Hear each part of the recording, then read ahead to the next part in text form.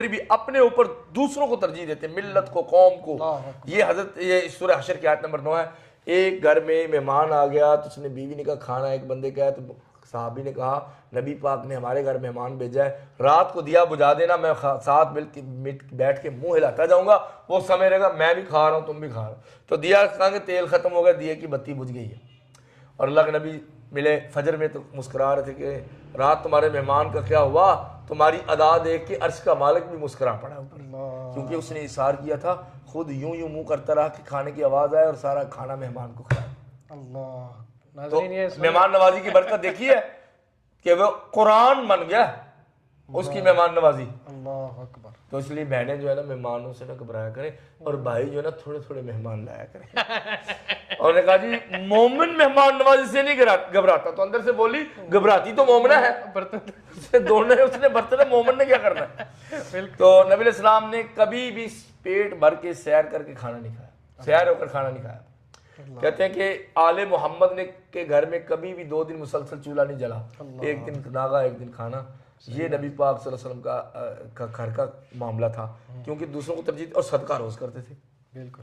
جب مدینہ میں مہاجرین آئے تو انصار کے بھائی بنا دیا، انہوں نے کہا ہماری کھجوریں آدھی تمہاری، زمینیں آدھی تمہاری، اتنا انصار کی۔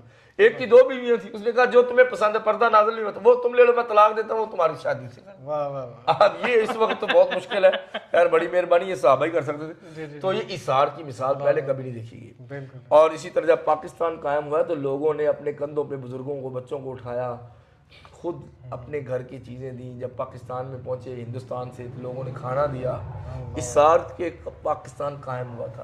بہرحال وہ اس کے اوپر پھر قائم رہ نہیں سکے ہم، لیکن اثار ہمارے وجود میں شامل ہے۔ اما السائل فلا تنہر، قرآن کہتا ہے کہ کسی سوالی کو ڈانٹنا نہیں، ایثار کرنا، چیزیں دے دینی ہے۔